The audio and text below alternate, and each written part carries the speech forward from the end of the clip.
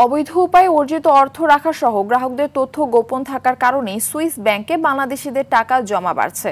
Swiss bank তার প্রতিবেদনে জানিয়েছেন 2024 সালে বাংলাদেশ থেকে জমা হয়েছিল 1,77,00,000 সুইস ফ্রা, অর্থাৎ এক বছরে জমা অর্থের পরিমাণ বেড়ে দাঁড়িয়েছে প্রায় 59 কোটি সুইস ফ্রা, যা 33 গুণ।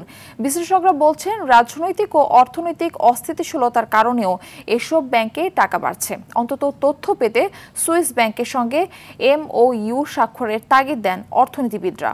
তৌহিদুর রহমানের রিপোর্ট। হঠাৎ শোরগোল শুরু হয় সুইজারল্যান্ডের ব্যাংকে বাংলাদেশিদের টাকা পাওয়া যাচ্ছে বা বেড়ে যাচ্ছে।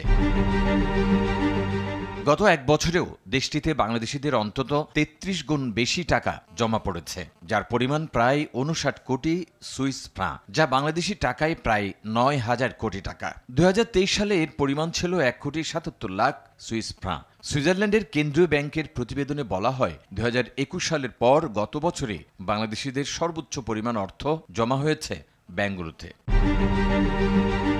ছাত্র জনতার অভ্যুত্থানের পর বিগত সরকারের সুবিধাভোগীদের একটি বড় অংশ দেশ ছেড়ে পালিয়ে যায়। বিশ্বের বিভিন্ন দেশে আওয়ামী লীগ সরকার ঘনিষ্ঠদের অর্থ সম্পদ বাজেয়াপ্ত হতে শুরু হয়। এমন বাস্তবতায় সুইস ব্যাংকে টাকা বেশি যাচ্ছে বলে মনে করেন অর্থনীতিবিদরা। এই ব্যাংকগুলোতে টাকা রাখার ক্ষেত্রে নন ডিসক্লোজার প্রিন্সিপাল তারা মেনটেন করেন এবং এখানে ডিপোজিটারের স্বার্থ সুরক্ষার একটা বিষয় থাকে। সুতরাং তিনি কোন উৎস থেকে আনছেন সেটির চেয়ে তার স্বার্থ সংরক্ষণের বিষয়টি থাকে বলে এখানে অর্থগুলো রাখা হয়। তারা বলছেন দুবাই, সিঙ্গাপুর, লন্ডনেও বেড়ে গেছে অর্থ পাচার।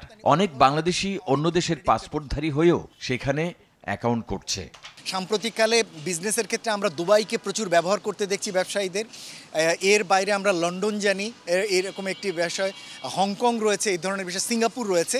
এর প্রত্যেকটি হাবেই কিন্তু বিভিন্নভাবেই বাংলাদেশিরা নামে বেনামে অর্থ নিয়ে যাচ্ছে। এখন যদি ইউকেতে তারা কিন্তু অনেক সচেতন হচ্ছে, সেখানে বাংলাদেশি কী পরিমাণ টাকা নেওয়া হয়েছে, কিছু হয়তো আমরা জেনেছি যে প্রপার্টিকে ওখানে আইডেন্টিফাই করা হয়েছে বা সেগুলোর উপরে নিষেধাজ্ঞা দেওয়া হয়েছে। তো সেই ক্ষেত্রে একটা টেন্ডেন্সি থাকতে পারে যে কিছু টাকা হয়তো ওই জায়গা থেকে নিয়ে আবার সুইস ব্যাংকে নিয়ে যাওয়া। এসব তথ্য পেতে এবং টাকা ফেরত আনতে সংশ্লিষ্ট দেশের সাথে চুক্তি করার তাগিদ অর্থনীতিবিদদের।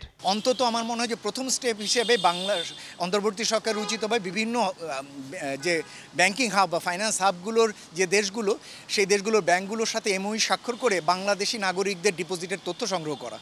টাকা পাচার রোধে বিনিয়োগের পরিবেশ সৃষ্টি এবং কঠোর নজরদারির তাগিদও দেন অর্থনীতিবিদরা। তৌহিদুর রহমান, RTV, ঢাকা।